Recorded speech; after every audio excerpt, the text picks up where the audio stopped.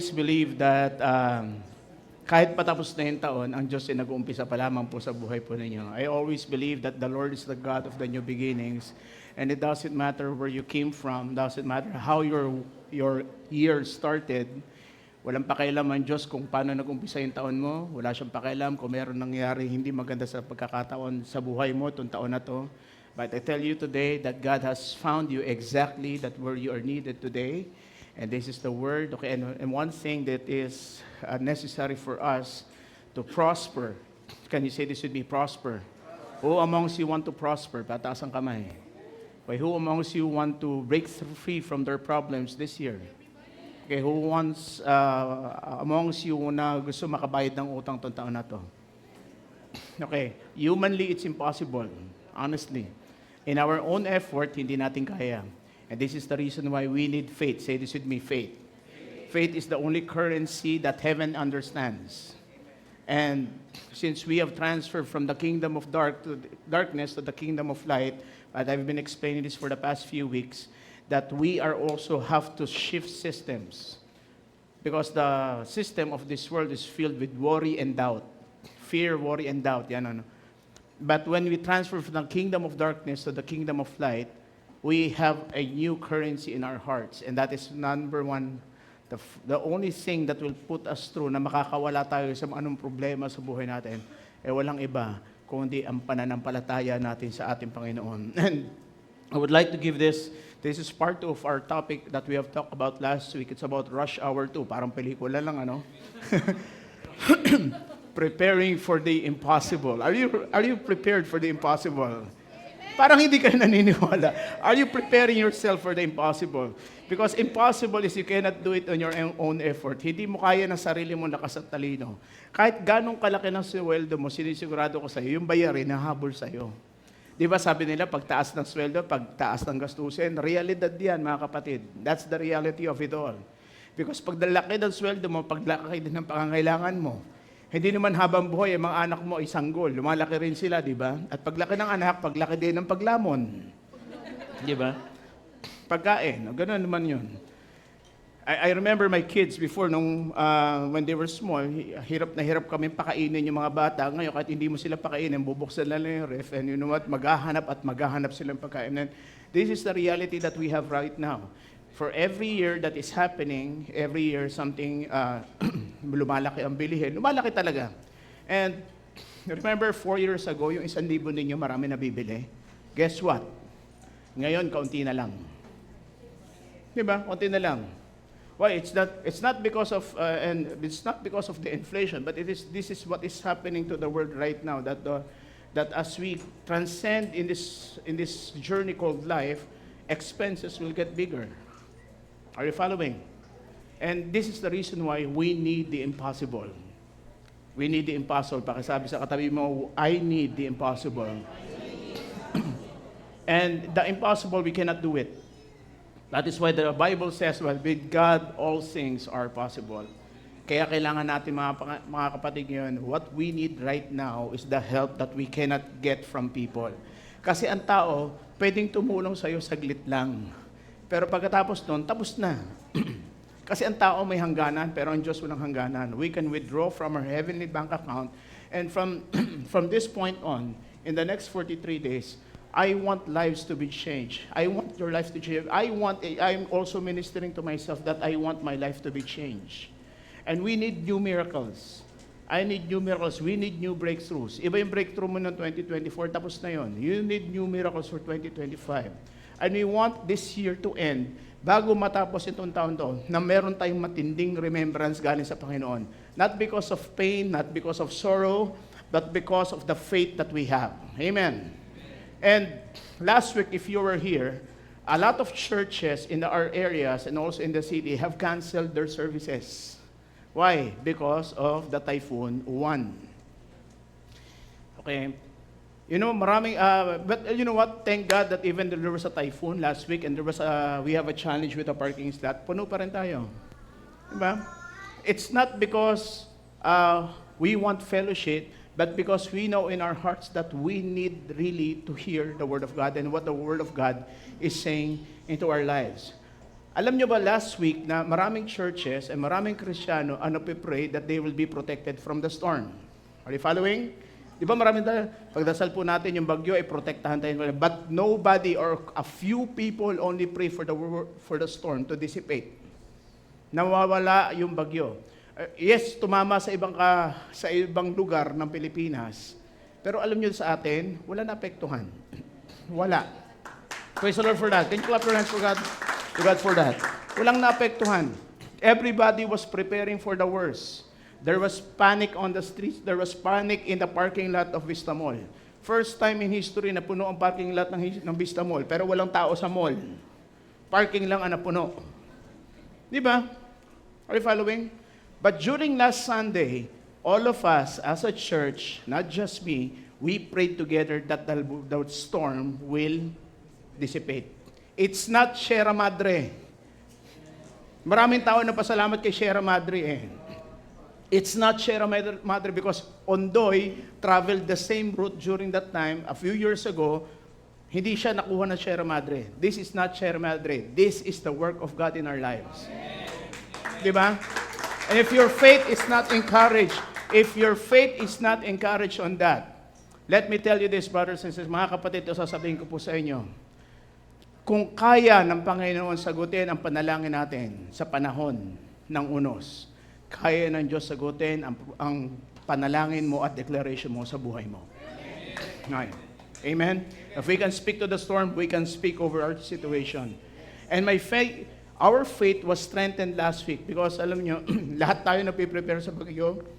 Pero guess what? Marami sa inyo, mahimbing ang tulog, hindi nyo namalayan ang bagyo.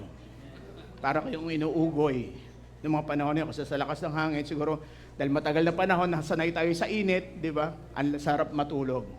Nung gumising tayo ng umaga, parang bakit dineclare pang walang pasok? Pwede namang may pasok. At dineclare pa hanggang Tuesday na walang pasok, di ba? Pero yung Tuesday, tirik na tirik ang araw. So our God is bigger than any storm. May proves one thing in Romans 1 verse 17. Wait, ito nakita ko yan. For in it, the righteousness of God is revealed from what? Faith, say this with me, faith to faith. As it is written, the just or the righteous shall live by faith. So ibig sabihin, when we prayed last week, okay, that constitute our faith. But after one victory, guess what? You have to have another and believe for another victory in your life. Kaya nga faith to faith eh. If the Lord has performed a miracle in your life, hindi siya titigil doon. You have to believe for another aspect of faith in your life. Amen. And it is, sinasabi is, we are living from faith to faith. After the Lord has delivered you from one situation, ibig sabihin nun, kailangan mo lumabas sa situation and you have to believe for bigger things in your life. Amen. Because our faith is supposed to grow. Dapat ating pananampalataya ay lalong lumaki. And we are made righteous because of one man who has done it all for us, and his name is Jesus Christ. And according to Hebrews 10 verse 38, in the New Living Translation, and my righteous ones. Sino yung righteous ones niya? Who's our righteous ones? Pakisabi, ako yun. Pakisabi, ako yun. And my righteous ones will live by faith. But I will take no pleasure in anyone who turns away. So, ibig sabihin, ang Panginoon nalulugod doon sa mga taong may pananampalataya, pero at the same time, siya ay tumatalikod doon sa mga taong walang pananampalataya. Last week, we talked about these things. We talked about the different levels of faith. Ano yun? No faith. Ano pa? Naku, nakalimutan na agad. Naku, walang ka-faith. Ako eh. No faith. Anong wicked faith? Walang wicked faith. No faith, weak faith, big faith. So, 4 aspects of faith. No faith, weak faith, little faith, and big faith. And pinakita rin sa atin last time, the scripture showed us that what are the 4 types of soil that in the parable of the sower, and it is related to the no faith, okay, which means the pathway, and etc., etc. Ngayon, sa ating buhay po ngayon mga kapatid, nasaan na tayo sa ating pananampalataya? How are you in your Christian journey right now? Our faith is not tied to our jobs. Your faith is not tied to your bank account. And the reason why a lot of people are losing faith right now because they tend to concentrate on the wrong things. Why? Ang laman na news feed mo, walang iba, si Saldico, okay, si Martin Romualdez. Ang laman ng news feed mo, walang iba, si flood control. Mas updated ka pa sa flood control kaysa sa gobyerno. Okay? A lot of people have been concentrating on the wrong things. Say this with me, wrong things. A lot of people can spend all their afternoon, buong araw, kaya nilang ubusin na nakatutok lang sa cellphone nila at nagtataka sila bakit malabo ang kanilang mata. Are you following? Some people can do that. And if we concentrate on the wrong things, you will reap what? The wrong things. Your mindset will be wrong. We are so updated of the updates on the world that we are not updated of what God's message is for us. Huli na tayo sa balita na meron pinapangako pala ang Diyos sa buhay natin, hindi natin nasasagap kasi ba masyada tayong nababahala sa nakikita natin sa mundo. For example, you have problems right now. Everybody's going to problems. Health problems. Baka may health problem. Okay, loved one is sick. And it affects you. But again, di ba, we are moving from one faith to another faith. Faith to faith. We have to grow in faith and we have to declare in our situation because even if the doctor says na walang cure, sinisigurado ko sa inyo, ang Panginoon meron palaging cure. Amen. Even it seems hopeless, you're unemployable, God can still employ you. Because what? With God, all things are what? Possible.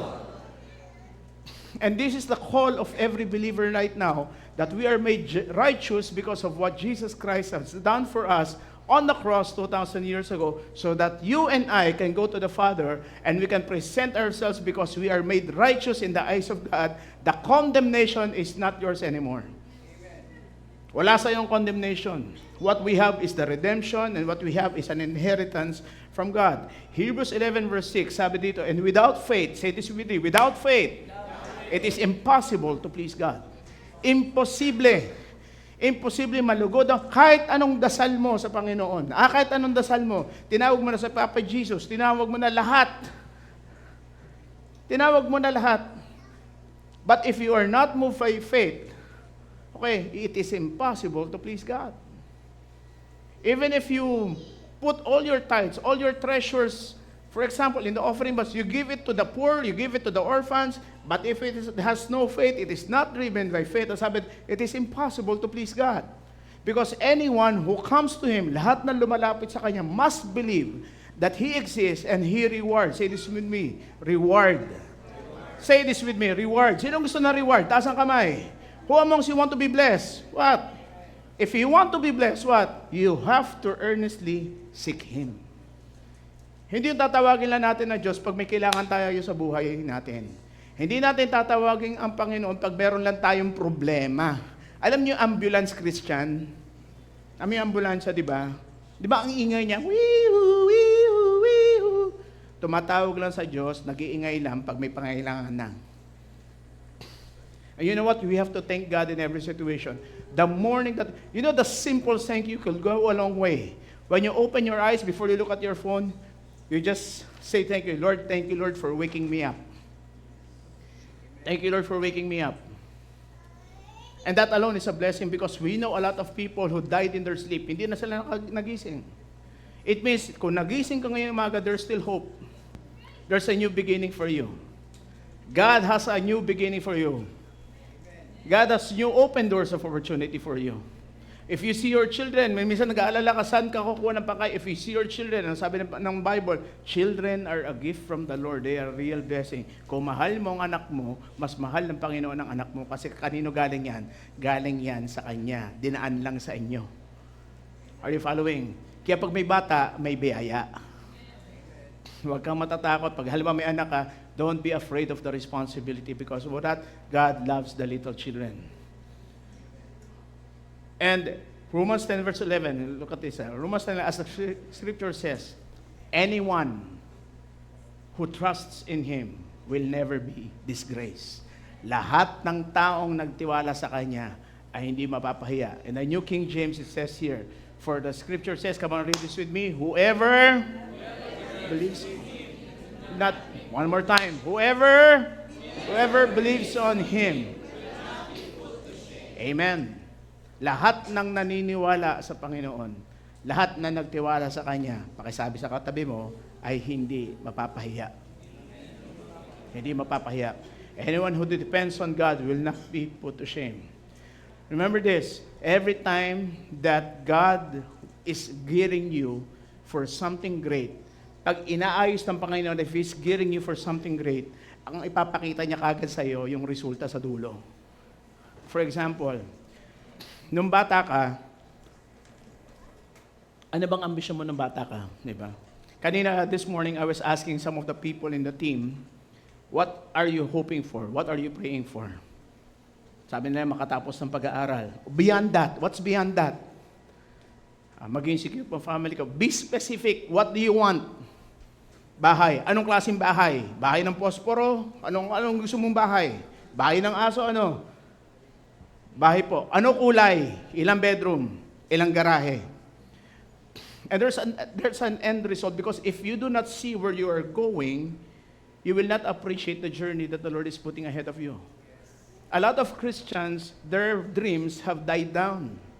Marami mga Kristiyano na nangarap noong una, pero manahuli yung pangarap nila, namatay na lang kasi pinantay nila ang pangarap nila sa sweldo na nakukuha nila. And that is the reason why our spirits are designed for faith, and faith is designed for the impossible. Amen. And that is the reason why faith will move, because God knows, okay, pag kaya mo, hindi faith yon. Pag kaya mong bilhin, hindi faith yon. Kaya mo eh. Diba? Ang faith, hindi mo kayang gawin, pero gagawin ng Diyos para sa iyo. Amen. You cannot do it. Doctor says, walang pag-asa, but God says, may pag-asa. And remember, the first doctor is none other than Jesus. Ano sabi ni Jesus? Only believe and you will be saved. A lot of miracles in the Bible have been done by Jesus. Okay, ang sabi lang niya, believe.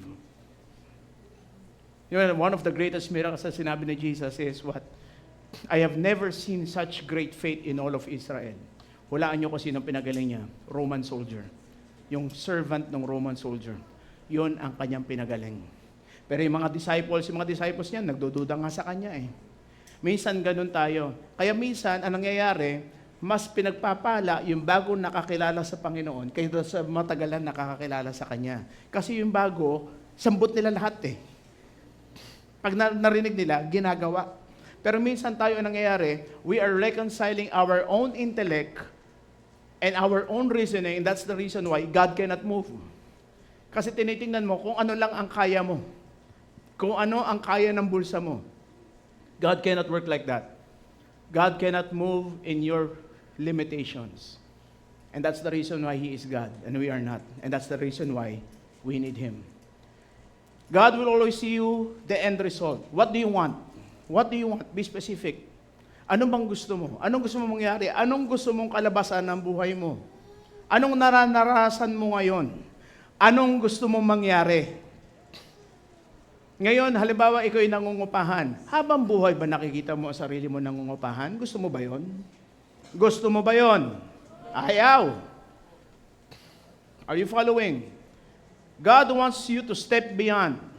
Walang masamang mangarap. I'm not talking about your materialism. I am talking here about your inheritance. What you are deserving at. What you deserve. Because you deserve the best. Pakisabi sa katabi mo, I deserve the best. Pakisabi sa asawa mo, I deserve the best. Ikaw si beauty, ako si best. You deserve the best. You don't deserve second hand. You don't deserve leftovers. Why? Because you are God's son and you are God's daughter. Ikaw ay anak ng Diyos. Di ba tayo mga magulang, kahit hindi natin kaya, pipilitin natin para sa mga anak natin. Dahil mahal mo ang anak mo. Di ba? Tinan mo yung anak mo, kung paano mo pag may project, pag may performance review, ang ginagawa mo, di ba? Involved ka sa project. Sasabihin ng teacher, ang ganda naman ng gawa mo, hindi naman ang gumawa yung bata, ikaw ang gumawa nun. Mahal mo eh. Di ba? How much more kung tayo mga kapatid, if anak tayo ng Diyos, don't you think that you deserve the best? Don't you think that you deserve the best? No matter what background you came from. I'm not just saying dahil masama ugali mo, hindi ka bibigyan. No. Once that the righteousness of God is in you, the change will just happen. And if you do things by faith, you will see the goodness of God in the land of the living. Amen. And the goodness of God will always lead us to what? Repentance. Ang kabutihan ng Panginoon, ililid tayo palagi sa Kanyang kabutihan at dadalhin tayo sa tamang landas. And you don't need condemnation in your life.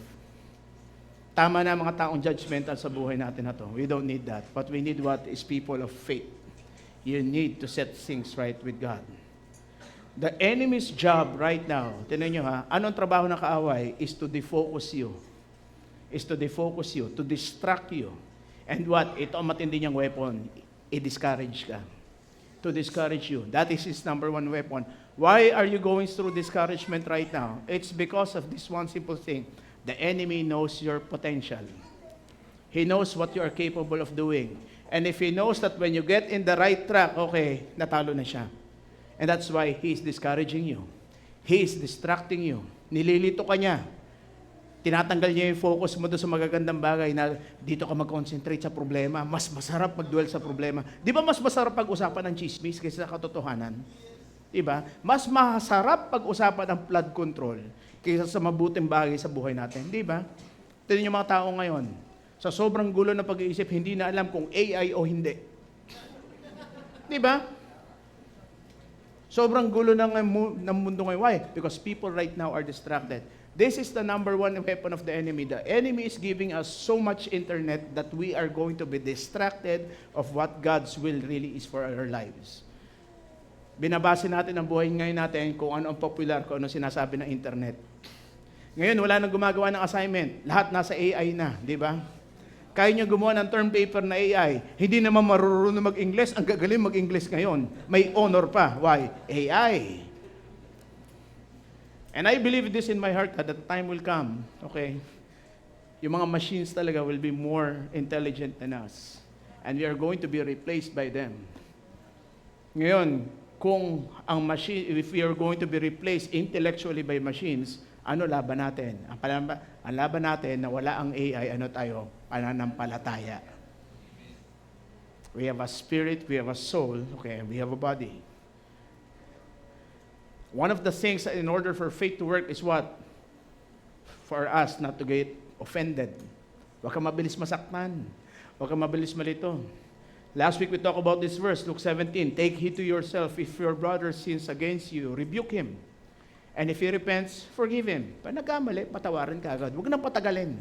Kasi lalalim lang ang usapan. Dadami lang ang kagalit mo. And it says here, if he sins against you 7 times in a day, and 7 times in a day, he returns to you saying, I repent. Ano sabi ito?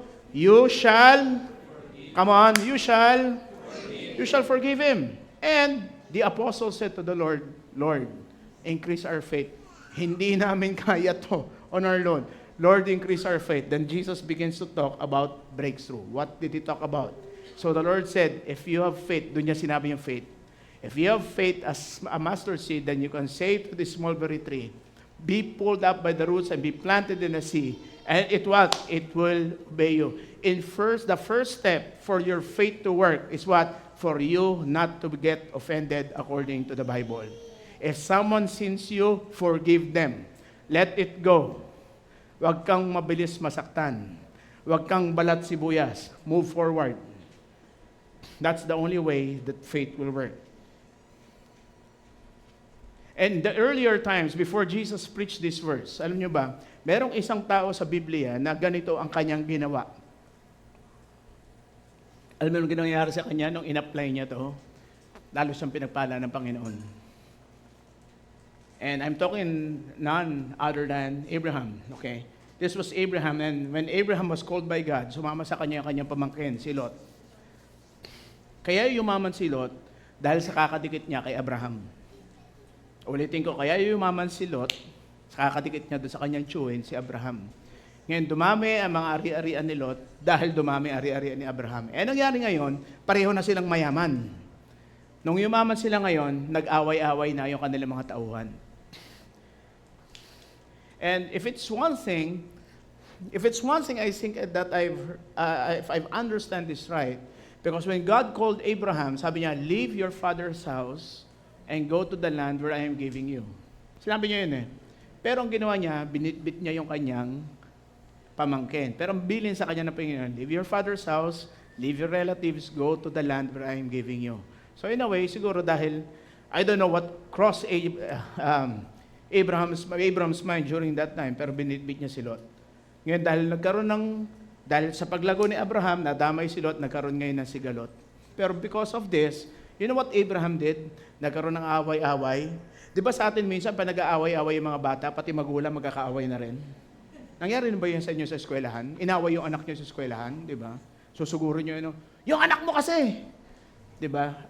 Kaya na nauso yung ubusan ng lahi. Sa mga Kabitenyo, uso yan.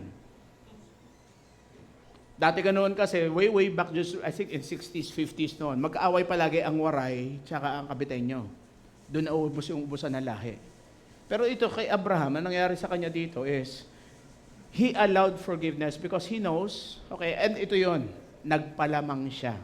Marami sa atin ayaw malalamangan. Look at this verse, finally, Abram, hindi pa siya Abraham noon, Abram pa lang siya.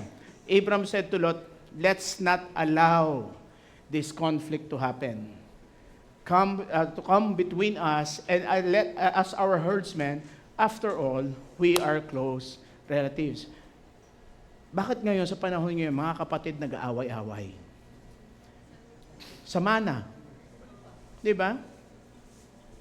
Kaya yung iba umiiwas sa family reunion Andun yung tita nilang umago lahat ng lupaan nila. 'Di ba? Nangyayari yan. Hindi nangyayari ngayon, nangyayari yan ngayon. Meron silang kamag-anak na yumaman na hindi na sila naalala. Nag-aaway-away. A lot of people. Kaya alam niyo minsan, kung this year, kung hindi kayo pumupunta ng family reunion kasi na-offend kayo doon sa mga kamag-anak ninyo, why not do something for a change? Go there and practice your forgiveness. Pumunta ka sa family reunion, diyan ka makaka-exercise ng forgiveness doon sa mga taong nanakit sa'yo.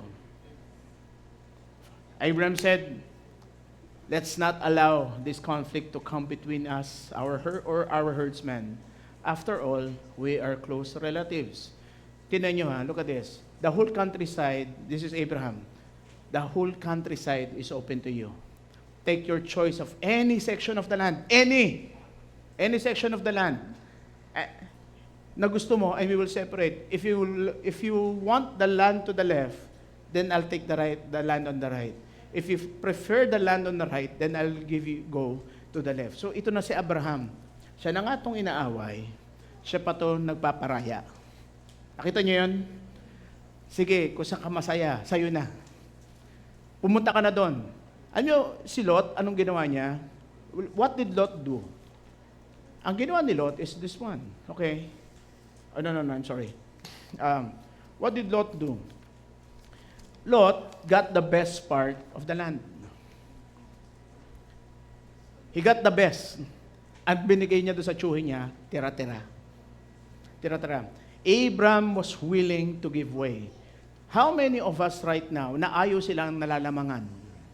How many of us right now, di ba, parang, bakit mas malaki yung sakit? Subukan mo sa bata. Hatiin mo yung chicken. Bigay mo sa panganay mo yung pakpak. Ibigay mo sa bunso mo yung pizza. Mami, hindi ako mahal. Diba? O ibigay mo sa anak mo yung liig. Diba? Masaya ka. Sabi mo, anak, mag-unli wings tayo. Tinola pala. Abraham was willing to give way. He was willing to go to the shorter end of the stick. Okay nang lugi ako. It doesn't matter kahit talo ko. Ang gusto lang niya, wala tayong away. I don't want to offend. Because some people think of winning can be acquired always through fighting and arguing. Maraming tao, sabi nila, para manalo ko sa buhay, dapat ipaglaban ko ang karapatan ko. Nakita niyo yun? Sounds familiar? It's happening right now. Winning, if you are in the right system of God, winning can be achieved through what? Through right believing. It's not fighting.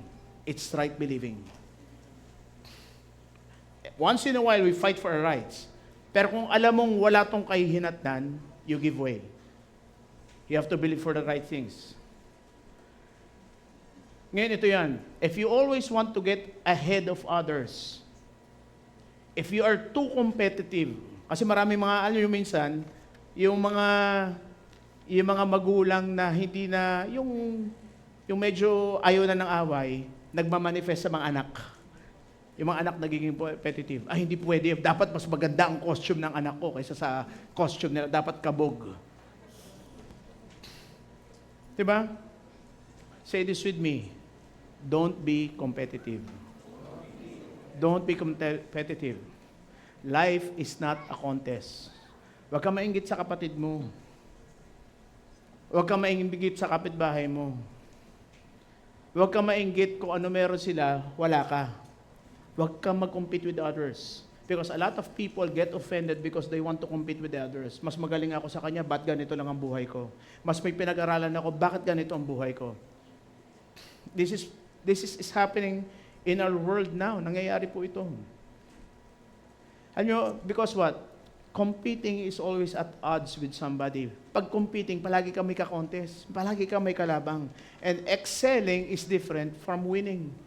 From competing, I'm sorry. Excelling is different from competing. Excelling is what? Excelling is a kingdom mindset. May tao o wala, gagawin mo ang tama. Are you following? It does not compete. Excelling does not compete. And the goal of excelling is what?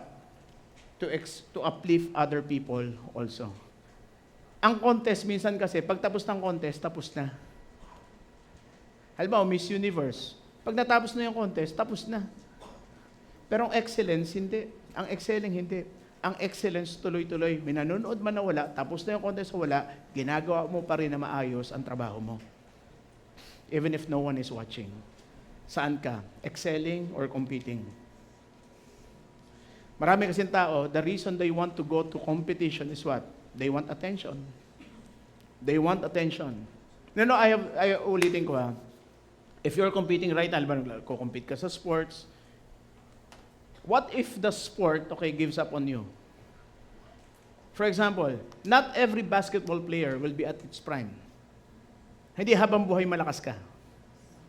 Hindi habang buhay malakas ka. Manny Pacquiao right now, bihira yung ganon. Manny Pacquiao is an 8th division title champion and at the same time, but kung siya ay lalaban pa at 60 years old, something is wrong with Mr. Pacquiao. What he has to focus now is for the other boxers, especially son, in not just competing, but in excelling. Kung anong pagkukulang niya noon, dapat ituro niya doon sa anak niya na hindi niya gawin. The privileges that his son right now is what? Is to learn from the experience ng mga taong nauna sa kanya. And excelling is whatever field that you are, even if you're a student, even if you're working, even if you're a housewife. Alam nyo, kahit nasa bahay ka, pwede ka mag-excel Pwede ka mag-excel.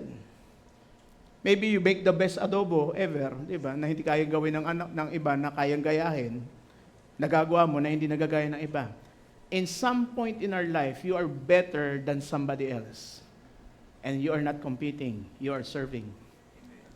Di ba sinasabi niyo minsan sa nanay niyo, yung nanay ko, best nanay in the world. Ilan ang mga best nanay in the world dito? Paano pa kaya pag contest-contesin natin yung mga nanay? Ano kaya mangyayari, di ba? Gulo, mangyayari. Pero you know what? In whatever you're doing right now, you are excelling in whatever you are doing. Even if you are serving your kids, excel in that area.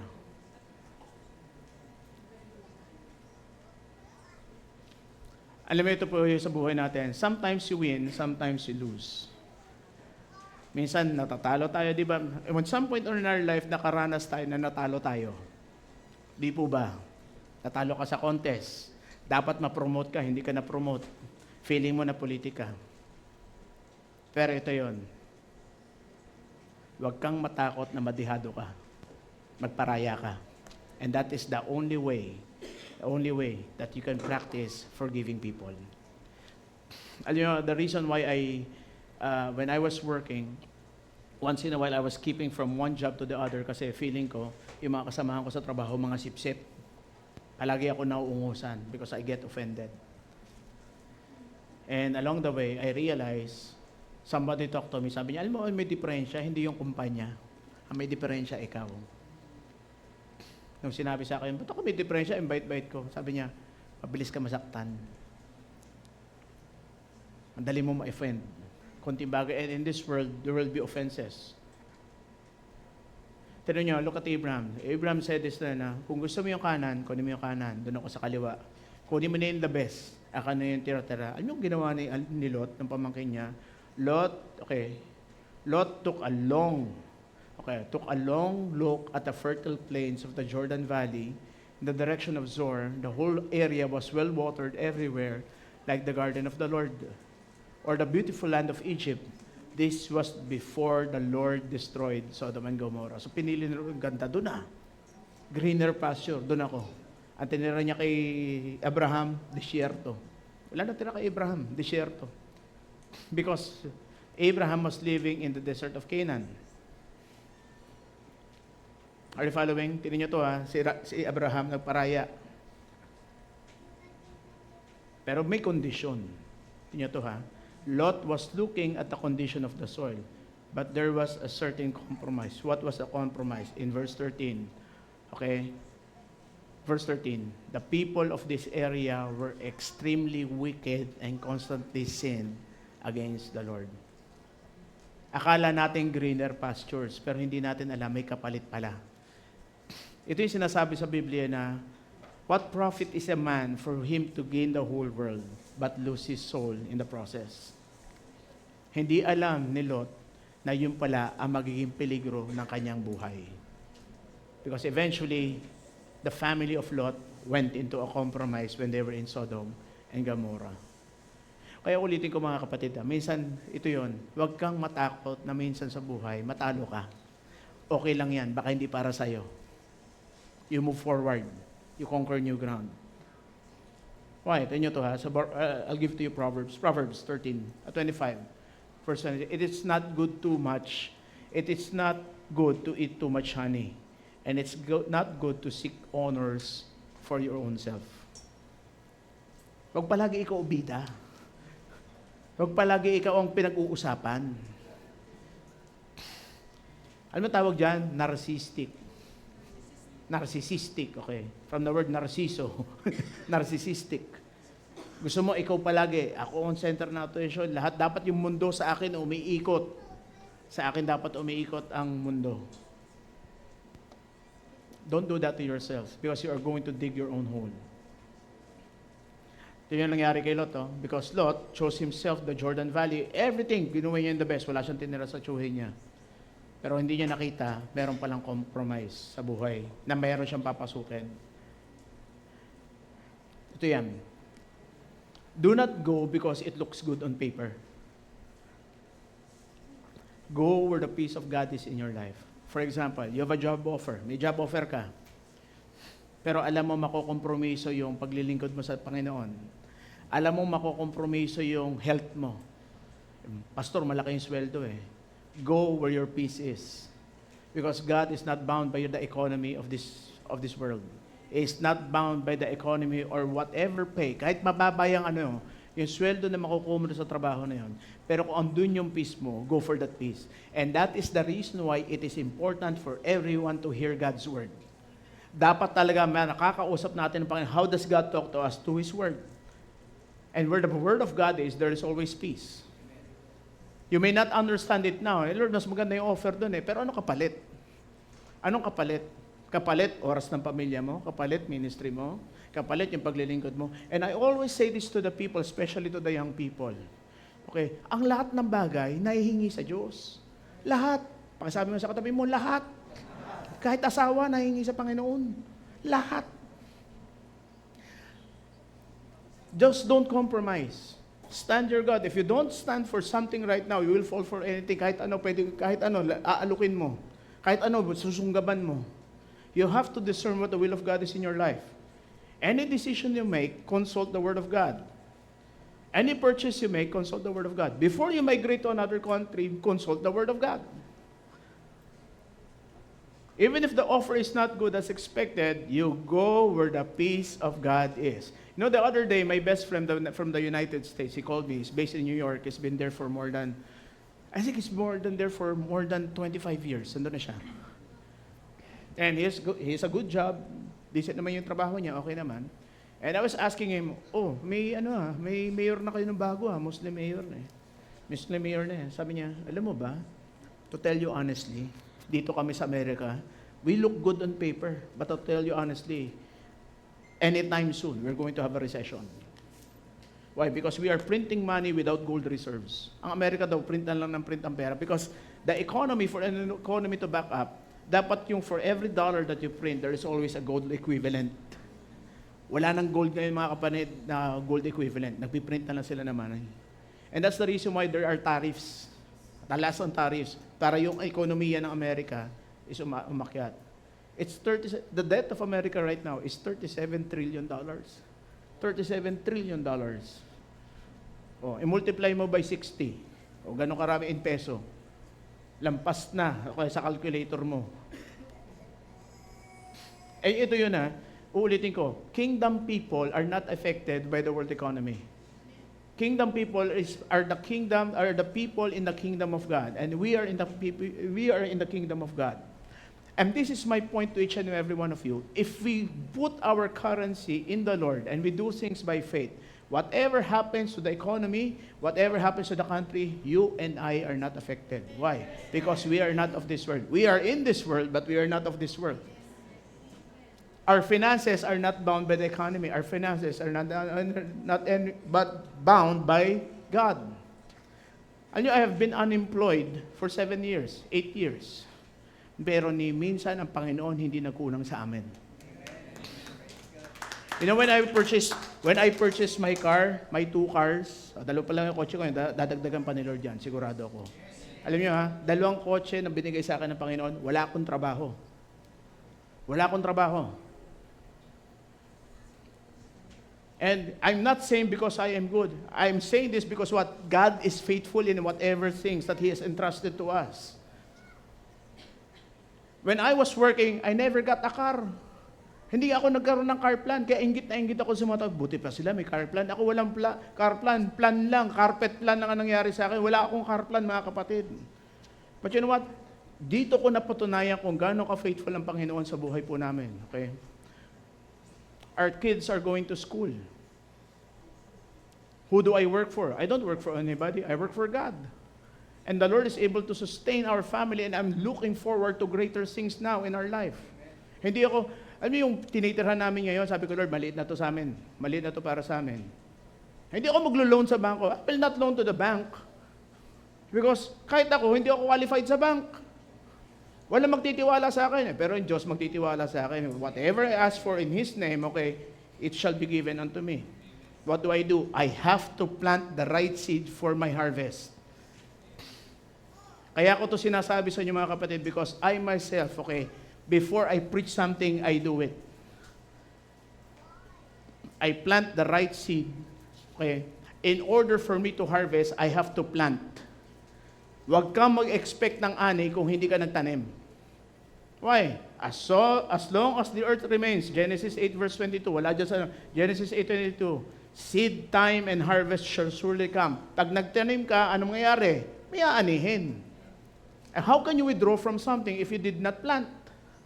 Are you following? If you cannot give to the Lord, if you cannot entrust God with your finances, how can He entrust you with greater things as well? Are you following? Tingnan niyo to Because Lot had chose that decision, okay? Ito sinabi niya, after Lot had gone, naghiwalay na sila, the Lord said to Abraham, anong ginawa ni Lot? Anong pinili niya? Anong side? East side, di ba? East side yung pinili niya, yung the best. After Lot had gone, the Lord said to Abraham, look, as far as you can see in every direction, north, south, east, and west. North, south, east, and west. I'm giving you all this land, as you can see, to you and your descendants as a permanent possession. Kahit yung pinili ng kanyang pamangkin, ibibigay sa kanya ng Panginoon. You see that? What is the first thing that Abraham did? He did not get offended. Kaya pakisabi sa katabi mo, huwag kang mapipikon. Huwag kang masasaktan. Kahit politikahin ka nila, huwag kang mapipikon. Magpigil ka, pigilan mo sarili mo. Gusto mo nang murahin? Lord, magpapatawad ako. Kaya ko to. Kayanin mo. Because that is the only way. Kaya nga sabi sa inyo, how God works is different from how we work. Paano kayo i-breakthrough ni Lord? Konting bagay lang, road rage ka na agad. Lahat na inaway mo. Aso tumatawid, inaaway mo. Pusa tumatawid, inaaway mo. Lahat na inaaway mo. Paano gagalaw ang Diyos sa'yo?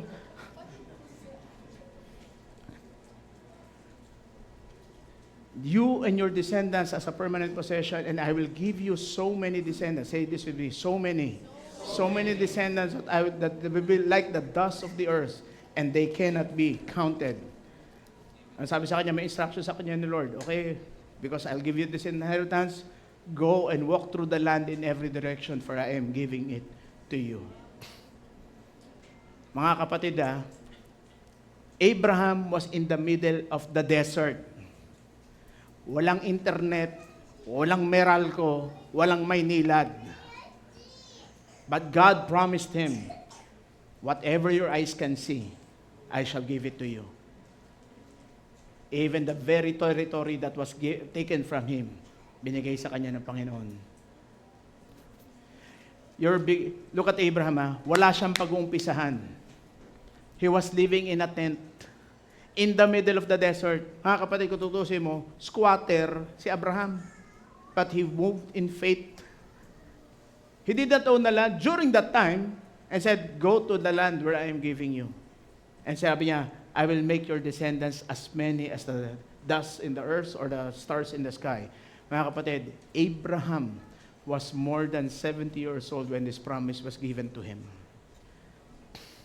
Walang anak. Walang anak. Ngayon ang tanong dito, of all people in the earth during that time, bakit si Abraham? Why Abraham? Why not other people? Why Abraham? Two qualities, okay, that happened to him. Before I go to that, look at this. Galatians 3 verse 29, if you belong to Christ, you are in Him, who's Abraham's seed, then you're Abraham's offspring, and heirs, what? According to the promise of God. So, ibig sabihin, hindi mo kailangan maging Israelita para maging lahi ni Abraham. We were made righteous. We have the inheritance of Abraham because of what Jesus Christ has done on the cross for us. Two qualities why Abraham was qualified and the others were not. Number one quality, ito lang ang kailangan gawin ng tao. Number one. Two lang to actually, hindi ito three. Two things, okay? Number one, believing. Believing. Naniwala siya. In James 3 verse 23 says, as the scripture says, Abraham believed, and it was credited to him as righteousness, and he was called what?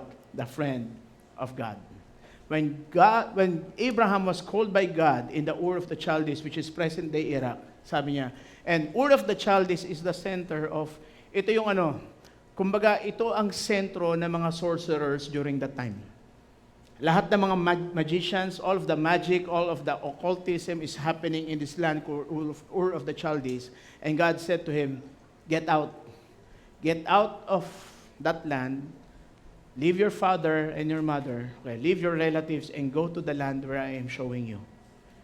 And during that time, Ur of the Chaldees has more than 400 gods. And all of a sudden, tinawag siya ng Panginoon, and Abraham believed that, and he went out of that land. And after that also, there was a lot of things that the Lord promised to him. Pinakita sa kanya ng Panginoon na, look at the stars in the sky. As many as they, so your descendants will be. And Abraham was already old. Anong nangyari kay Abraham? He believed. And when he believed, it was credited to him as righteousness. And Abraham was saying na, how can this be, Lord? Paano mangyayari ito? Matanda na ako. Hindi na ako pwedeng magkaanak. Yung asawa ko, matanda na rin. Hindi na rin pwede. Genesis 15 verse 46, then the Lord said to him, Lord, no. Sabi ni Abraham kasi, wala na magmamana. Walang magmamana na kayamanan ko. Alam niyo, may isa na nakakalungkot.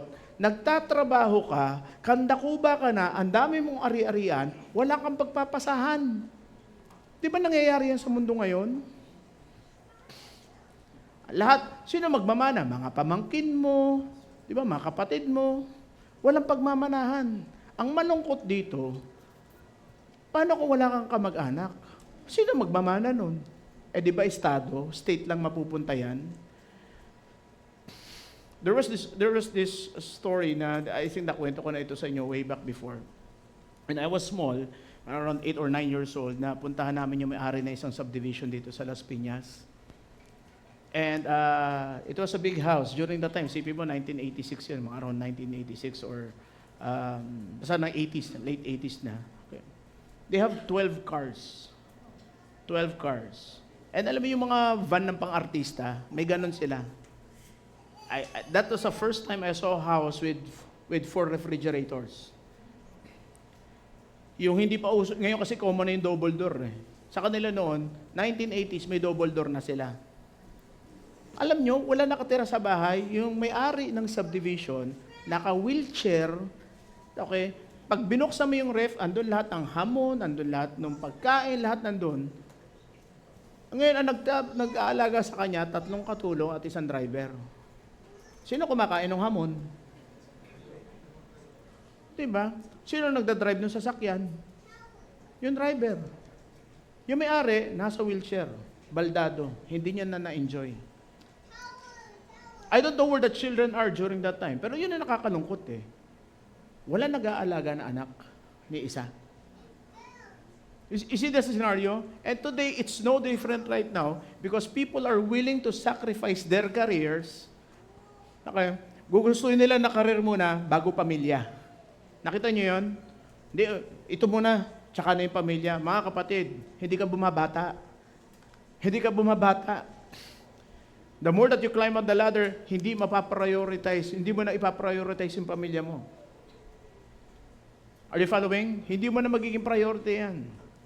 And the time comes that you want to have a family, hindi ka na makapagpamilya. Why? Because you're already way past. Okay? Natotga ka na. The one that got away. May nakawala ng mga tao. And itong problema, time got away with you. Kaya mga kapatid, balance lang dapat ang buhay. Your life has to be balanced. Look at this. Sabi ni Abraham, paano lahat ng ginagawa ko to, lahat ng ari-arian to, kanino to pupunta? Pupunta to dito sa katulong ko, ang pangalan na katulong niya, si Eleazar of Damascus. Sabi ni Lord sa kanya, no, your servant will not be your heir, for you will have a son of your own who will be your heir. And the Lord took Abraham outside and said to him, look at the sky, count the stars if you can. That's how many descendants you will have. Ano nangyari kay Abraham? Abraham pa nun ha? Abraham believed, and the Lord counted to him as righteous because of his faith. What do you need to do? In order for the Lord to bless you, in order for the Lord to please you, first step, believe. Pakisabi sa katabi mo, maniwala ka. Believe. Believe that God has something in store for you. Believe that your best is coming. Believe muna. Maniwala ka muna. Ano ang pinapangako ng Panginoon sa iyo? Believe first. That's the first step. Forgive and believe. Ano sunod na? Eto na ngayon. Dito ko excited eh. Dito ko excited ang pwede mangyari sa inyo before this year ends. Ano ito? Declaring. Declaring. You cannot declare what you do not believe in. And you cannot believe in something, okay, in the first step of forgiveness, hindi mo nagawa. Declaring. Ano ginawa ng Panginoon sa kanya? Genesis 7 verse 5. What's more, I am changing your name. It will no longer be Abram. Instead, it will be called Abraham, for you will be the father of many nations. And this is the difference right now. When we begin to know Jesus Christ as our Lord and Savior, nung pinapasok natin ang Panginoon sa ating buhay, anong binigay niya sa akin? He gave us what? The Holy Spirit. He gave us the Holy Spirit, which highlights none other than the teachings of Jesus. Nung binigay niya sa ating Holy Spirit, hiningahan niya ang ating mga patay na espiritu. Nilagyan niya ng buhay ang ating mga patay na buhay. Akala mo walang pag-asa and the Holy Spirit will guide you. The Holy Spirit now gives you, okay, the right instruction, and He is always pointing to Jesus. And this is what Abraham did, the Lord did to Abraham. The first thing that He did to Abraham, He gave him a new name. He breathed life into Abraham. He became what? The meaning of Abraham is what? Father of many nations. At the age of more than 70 years old, the Lord said to him, you will be the father of many nations. Okay? What happened next, okay? And I will make you extremely fruitful. Your descendants will become many nations, and kings will be among them. Ngayon, ito lang, pinangako kay Abraham. Paano naman yung asawa niya? Tanungin ko sa inyo, gusto niyo ba maiwanan yung asawa niyo? Ulitin ko ha, gusto niyo ba kayo yung pagpalain yung asawa niyo? Hindi. Parang ayaw niyo. Gusto niyo kayo lang pagpalain yung asawa niyo maiwanan? No. Mahal mo ba yung misis mo? Parang walang, mahal niyo ba yung asawa niyo? Mahal niyo, di ba? Ayaw mo maiwanan yan. Ganon din ang Panginoon. He doesn't want to leave anybody behind. No one left behind. Kaya sabi niya, nga pala, regarding your wife, Sarai. Okay, regarding Sarah, your wife, her name will no longer be Sarai. From now on, it will be Sarah. Okay, and I will bless her. Okay, wait up na yan. Pakikumpleto yung verse. That's 15 to 16. The Lord said to Abraham, regarding Sarah, your wife, her name will no longer be Sarai. From now on, her name will be Sarah, and I will bless her and give you a son from her. Yes, I will bless her richly and will become the mother of many nations. King of nations will be among her descendants. So, tinan niyo to ha. Ang pangalan ni Sarah is meaning princess, Sarai. Sarai is princess. So, baka may prima donna to si na magpaka-Disney princess to si Sarai. Ibig sabihin, baka during that time, na hindi namumunga ang kanilang baka masyadong senyorita ito si Sarai. Baka ina-under niya si Abraham. But sabi ng Panginoon, from now on, her name will not be Sarai, but she will be called a very noble woman, which is Sarah. You see that? A simple breath from God can change your situation. A simple instruction from God can change your situation. Ngayon, iba na ang tawagan nila mag-asawa. Abraham, father of many nations, and ang tawag niya kay Sarai is now Sarah, a noble woman. Ngayon, let me ask you this question. Okay. You see the blessing of the Lord started with doon sa mag-asawa? Kung paano pagpalain ng Panginoon yung mag-asawa. Nagbago sila ng tawagan. Ngayon, let me ask you this question sa mga may asawa dito. May mga asawa, may mga partner na sa buhay. When was the last time you declared something good to your husband?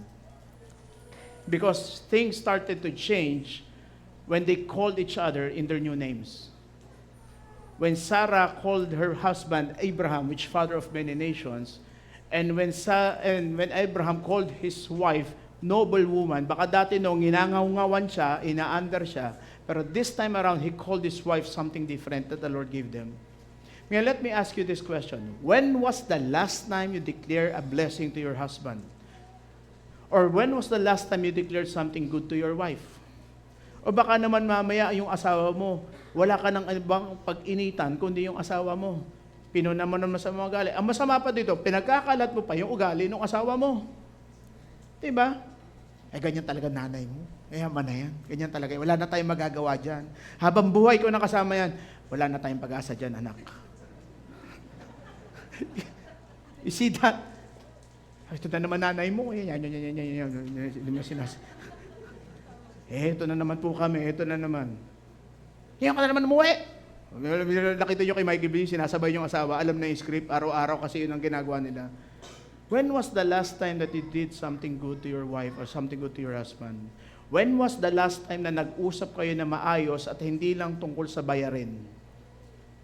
Nag-away kayo hindi lang tungkol sa problema. Nag-away kayo hindi dahil sa biyenan mo. When was the last time that you really talk to your wife and nag-usap lang kayo na parang get to enjoy things in life?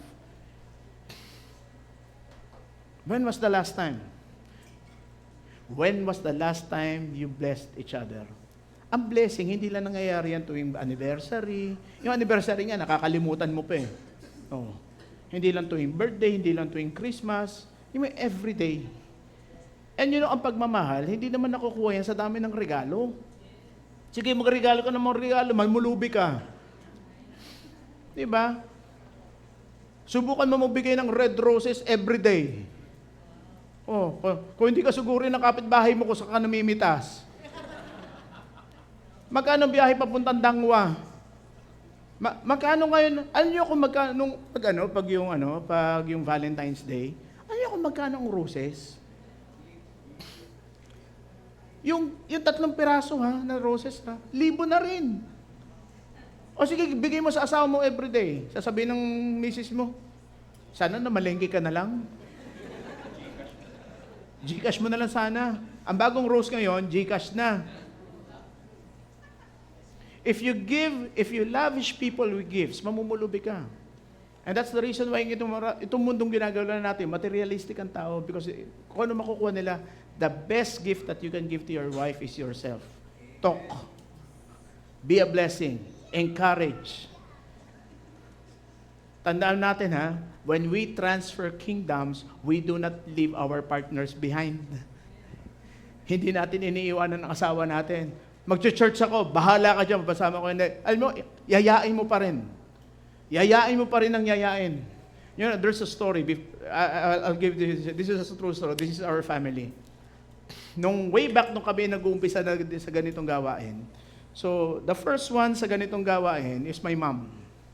Bit-bit kami ng nanay ko sa mga prayer meeting. Naglalakad lang kami, wala kami sasakyan nun So yung dad ko noon, during that time is parang syempre galing barko. Diba, aalis na lang yung nanay ko. Tapos yung tatay ko hindi sasama yan.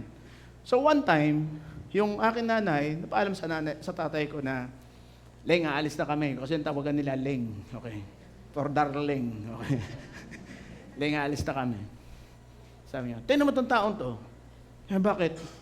Hindi mo ko niyayaya. Sasama ako sa'yo. Sumama tatay ko sa prayer meeting. Baka siguro, kaya hindi sumasama, baka naghihintay lang ng yaya. Yayain mo. Yayain mo, di ba? Sama ka. Sumama ka. Minsan pahingi mo ng konti, kakain tayo. Pero magsimba muna tayo. You'll never know what the word can do to your husband or to your wife. You will never know how God will work to them. Baka mamaya, mas main pa yung asawa mo kaysa sa'yo pagdating sa pananampalataya. What they need to hear is they need to hear the gospel. Amen. Kasi pag ang tatay ay nayaya, bit-bit ang buong pamilya. Amen. And we're praying for stronger men. Na-introduce sa atin ng Panginoon na dalhin niya sa ganitong mga gawain. Tignan niyo to paano yon? Paano natin mayaya? Tignan niyo to What you do today to your unbelieving wife or to your unbelieving husband will have an impact to your family. In the Message Bible, in 1 Corinthians 7, verse 12 to 14, for the rest of you who are in mixed marriages, Christian married to non-Christian. Maraming ganyan di ba? Christian married to non-Christian. We have no explicit command from the master. So this is what you must do. If you are a man with a wife who is not a believer, but who still wants to live with you, hold on to her. Kung may hiwalayan, ba't may hiwalayan? What God does unite, let no man separate. And if you are a woman with a husband who is not a believer, but he wants to live with you, hold on to him. O, yan ang malinaw Nasasama kayo, unbeliever, kahit sino man unbeliever, okay? And he wants to live with you, hold on to him. Why? The unbelieving husband shares to an extent in the holiness of his wife. And the unbelieving wife is likewise touched by the holiness of her husband, otherwise her children will be left out as it is because they are also included in the spiritual purposes of God. So, ibig sabihin, di ba, dahil ikaw ay naniniwala, damay ang asawa mo. Amen. Amen. Damay ang asawa mo. Kaya there is a reason why, kung nauna ka ngayon, okay lang yan.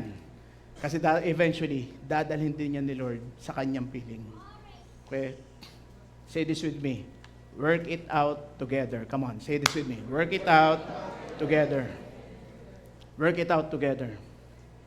Doon sa mga naniniwala, okay, doon sa mga pinagpipray natin na hindi pa nangyari, keep on doing good. Keep on doing good. Gawin mo lang ang tama. Eventually, you will win them. Eventually, we will win them. Okay? Huwag mo sukuan. Huwag kang sumuko. There is still hope. There is great hope. Say this with me. Believe. Believe, come on. Believe. Believe for greater things. Ito mo yung concern ni Lord doon sa mag-asawa. Kaya tinan nyo ang concern talaga ng Panginoon, pamilya ang dumating sa Kanya, hindi lang pa isa-isa.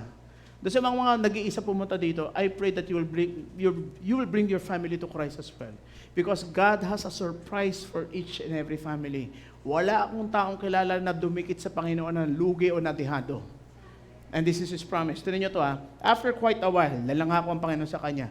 When they begin to change their name from Abraham to Abram to Abraham, from Sarai to Sarah, within 1 year, tinan niyo to in Genesis 19 verse 95, where is your wife? There were 3 men who visited Abraham, and he said, this one man said to Abraham, where is your wife? The visitors asked. And where's your wife? Where's Sarah, your wife? She's inside the tent, Abraham replied. Then one of them said, I will return to you this time next year, and your wife Sarah will have a son. So Sarah was listening to this conversation from the tent. And ito, Abraham and Sarah were both very old.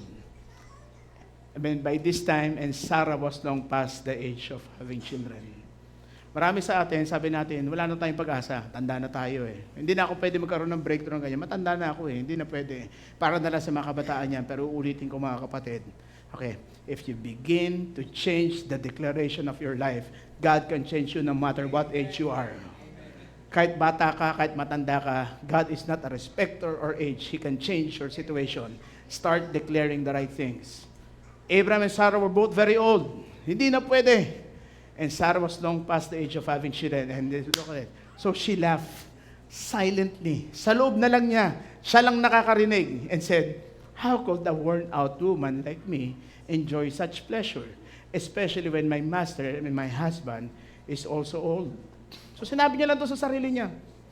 Paano pa mag-i-enjoy siya? Paano ako magkakaanak? Tuyot na ako. Diba? Para na akong tinapa. Hindi na ako pwede. Wala na. Wala na. Wala na.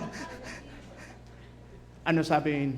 Look at this You see, even in our hearts, even in our deep recesses of our hearts, before we can think of it, God already knows.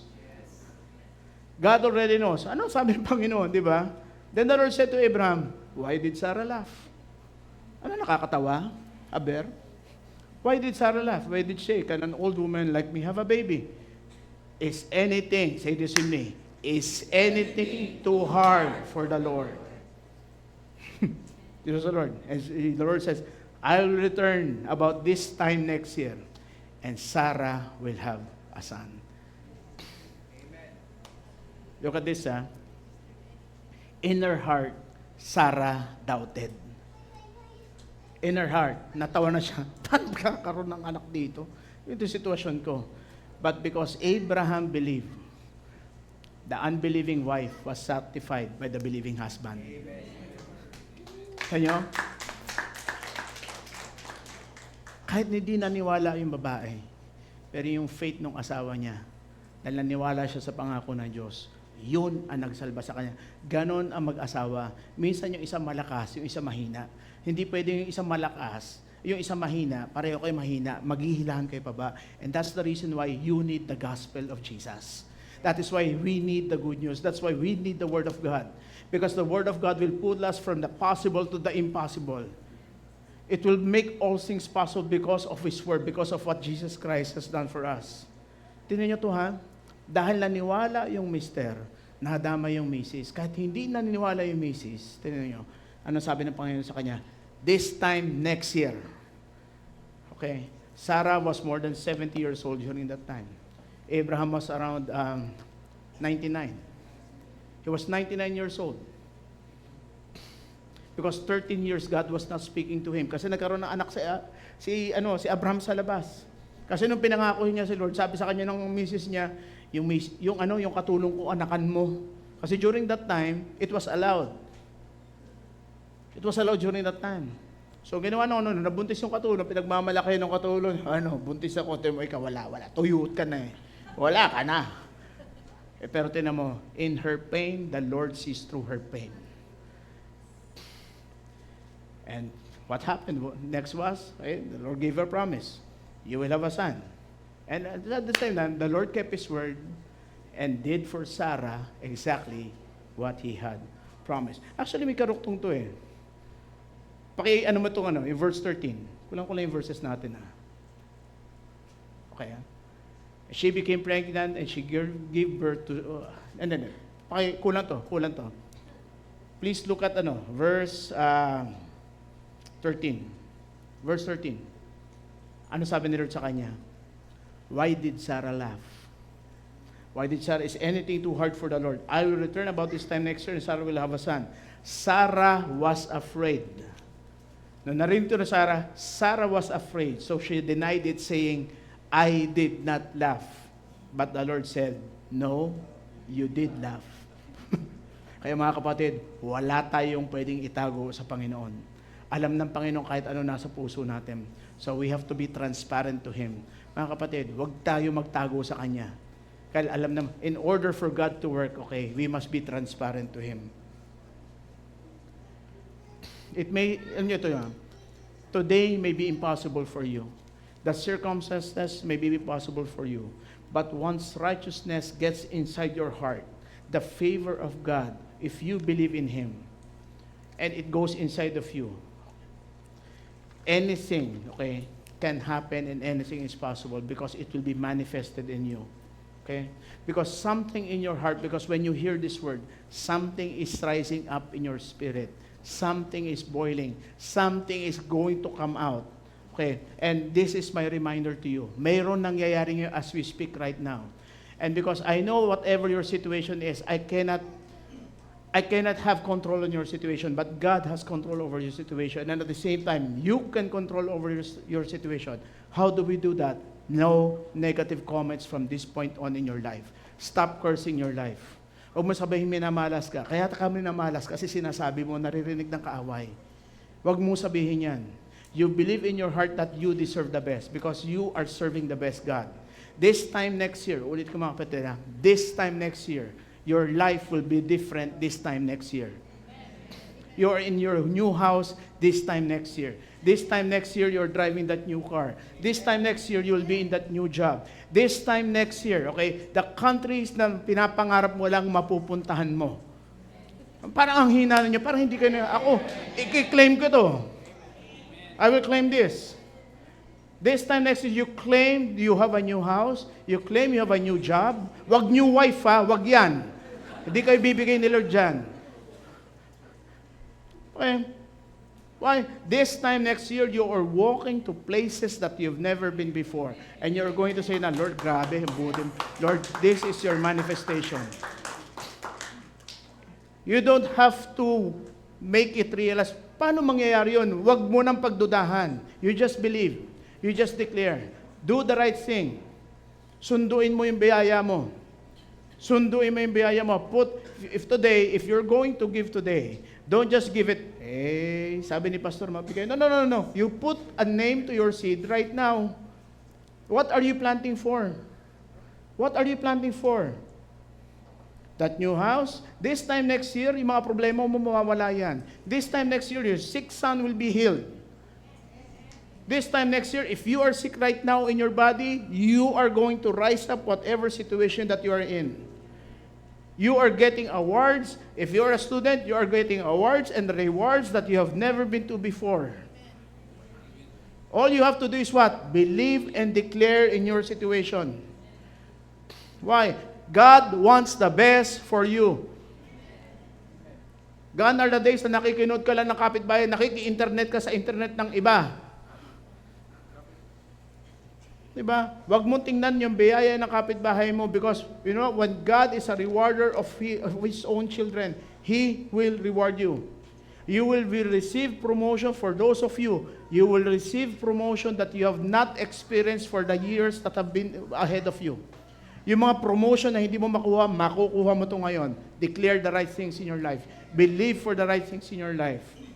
Ngayon, wala kang anak, declare the right things. This time next year, you will be like Sarah. You will be holding a baby in your arms from your own womb. Huwag kang mawala ng pag-asa. Believe. Say this with me, believe. And you have to agree together. You have to agree together as a family. Do you picture yourself in a better life next year? Your next year does not start in 2026. Your good life starts now. Say this with me, now. Now. Hindi tomorrow, hindi next year. Hindi, 2026 babawi kami. Hindi. Mag-uumpisa yan ngayon because faith is now. We have to do with this now. Kaya nga rush hour, kailangan natin mabilisin. Kailangan natin pabilisin. Dapat may mangyari sa buhay natin. Hindi pwede matapos ang taon na to na wala nangyayari po sa buhay ninyo. Genesis 21 verse 7, the Lord kept His word and Sarah did for Sarah exactly what He had promised. She became pregnant and she gave birth to a son for Abraham in his old age. This happened just the time God said it were. Kaya tinan nyo, importante ang may word. Paano nagkaroon ng faith? Kasi may word na nanggaling sa Panginoon. Tanong ko sa inyo, anong word nyo? Anong word nyo? If you're believing for that promise, what is your word? What promises are you holding on? You cannot hold on to a promise that you do not have. Are you following? Hindi mo pwedeng panghawakan ng isang bagay na wala kang pinanghahawakan. You cannot claim something that is not yours. Take ownership. Take ownership of that blessing. That house is mine. That car is mine. Hindi pwedeng contractor lang ang yumayaman. Hindi yan. Yun ang sistema ng mundo. Iba ang sistema. Ngayon ipapakita ng Diyos sa lahat ng tao sa mundo na iba ang tinawag niya. Iba ang mga anak niya kaysa sa mga tao sa mundo. Ano sabi ng Panginoon? Diba? He adds no sorrow into it. Kung anong natatamasa mong biyaya, hindi ka pa iiyakin at hindi ka iiyak, sabi ng Panginoon. Why? Because it's legal, it's safe, okay, and it's given by God. Hindi mo nakuha sa kickback, okay? Hindi mo nakuha sa pagnanakaw, makukuha mo yan dahil anak ka ng Diyos. What happened to Sarah? This is happened at the same time that God said it would. And Abraham named their son Isaac. Okay? 8 days after Isaac was born, Abraham circumcised him as God had commanded. Abraham was 100 years old when Isaac was born. Look at this, because of this, look at this. Sarah declared, God has brought me laughter. All who hear about this will laugh with me. Who would have said to Abraham that Sarah would nurse a baby, yet I have given Abraham a son in his old age. Alam mo ginawa ni Lord dito sa mag-asawan to? Because right after the verse, after God changed the name of Abram to Abraham, Sarai to Sarai, pumunta si Abraham sa Egypt. And a came named Abimelech. Alam mo ba yung hari, natipuhan si Sarah? Sabi ng hari, pwede to. Nagustuhan ng hari. At 80 years old. Ang sabi ni Abraham sa kanya, huwag ka magpakilala ng asawa ko ha, kasi baka patayin ako na ito eh. Magpakilala ka bilang kapatid ko. Natipuhan ng hari si Sarah. At 80 years old. More than 80 years old. You see that? Ito ang magandang pampabeauty sa mga kababaihan. Hindi mo kailangan ng, ng collagen. Word of God ang magpapaganda sa inyo. When she confessed the right things, she became beautiful. Her outlook became beautiful. Everything in her life turned out beautiful. Ano yung mga taste ng hari, magagandang taste ng hari. Natipuhan niya si Sarah. Sabi ng Panginoon sa kanya, don't touch that woman. Because she's already married to that man. You see that? At 80 years old, where she was attractive. Bihira ka na makakita ng 80 years old, 70 years old na maganda pa. Dito lang meron yan. Dito lang. And what? The Lord renewed every cell in their body. What was dying, God restored. Abraham was 100 years old. Okay? When she gave birth to, when he had Isaac for a son. Ulitin ko, your new year does not start in 2026. Your new chapter starts now. Say this with me, now. Now. So what do we do? Plant the right things. Ano ito mag-extend ako na konti. I want to make a point in this. Some point in our life, nagduda tayo if God will keep His promise to us. Paano natin malalaman yan? through your finances. Some of us have stopped connecting with the Lord through our finances. Nagdududa ka na, parang hindi naman yata nangyayari, hindi naman yata totoo yung tithes. 5% na lang, hindi na 10%. Ano ito yun? You know, every seed that you plant in the kingdom of God, may katumbas yan. Katumbas yan ng buhay ninyo. Are you following? Katumbas yan ng buhay. Iniiyak nyo yan, pinagpawisan nyo yan, pinagpuyatan nyo yan. Uulitin ko yung isang verse na inulit ko noon. Look at this, Psalm 126 verse 5. Those who sow in tears shall reap in joy. Whatever you plant now, alam ko, for some of you, it's not easy. For some of you, maaring sa ating iba sa atin, hanggang ngayon, nagdududa pa rin tayo na hindi naman totoo yung tithes kasi new covenant na tayo ngayon. Regardless if it's new covenant or old covenant, you follow anyway. Because faith, okay, if you do not understand, you still follow. Marami sa atin nagmamaneho ng sasakyan. Sino sa inyo nagdadrive ng sasakyan dito? Taas ang kamay. Okay, tanungin ko sa inyo. Bihirang-bihira sa inyo, okay, ang marunong magmekaniko ng sasakyan nila. Di ba? Minsan, sa kakaayos mo ng sasakyan mo, lalong nasisira. Pero ang ginagawa mo, ang punte mo, is kailangan mo makarating from point A to point B. Habang ikaw ba nagmamaneho, nasa utak mo ba na, ginagawa to ng spark plug, ginagawa to ng piston? Di ba hindi? Diba? Dapat yung pressure ng gulong ko, ito lang dapat. Di ba every time that you drive, what you know is you are going to go from this point up to this point, and you do not know if it's working, how the engine works. Same as faith. Okay? We do not know how it works. But say this with me, it works. It works. Faith works. Even if you do not know how it works. Paulitin ko, iba ang sistema ng mundo, iba ang sistema ng Diyos. If you reap today in tears, some of you, when you plant today, don't just plant, name your seed. What are you believing for? What are you praying for? Put a request on that. Your unbelieving wife, your unbelieving husband, para sa kagalingan ng anak mo, para sa negosyo mo that you want to plant for your promotion, for house, today, okay, please do not put in your envelope. Huwag nyo lang ilagay na amount. Please put your name so that the people also who sees it can pray for you. Plant your seed today. Name your seed. Name your seed. Pangalanan nyo yan. Because if you reap today in tears, you will reap in joy. He who continues forth weeping, bearing seed for sowing, shall doubtless come again with rejoicing, bringing his sheaves with him. Alam nyo, nagtanim ka ng kaunti, pero ang dala mong bulto. Ito ang pangako ng Diyos sa kanyang mga anak. I know, some of you said, Pastor, wala na nga ako. Magbibigay pa ba ako? Do it anyway. Do it anyway. Do it in faith. Watch how God will do it for you. Don't just pray for, Lord, pagpalain mo naman. How can you plant for something? Alam nyo, di ba, nagbomba tayo, marunong tayo sa poso. Para lumabas ang tubig, kailangan mo sunduin. Kailangan mo tabuan ng isa, at konti lang, kailangan mo sunduin. Ngayong araw na ito, mga kapatid, what?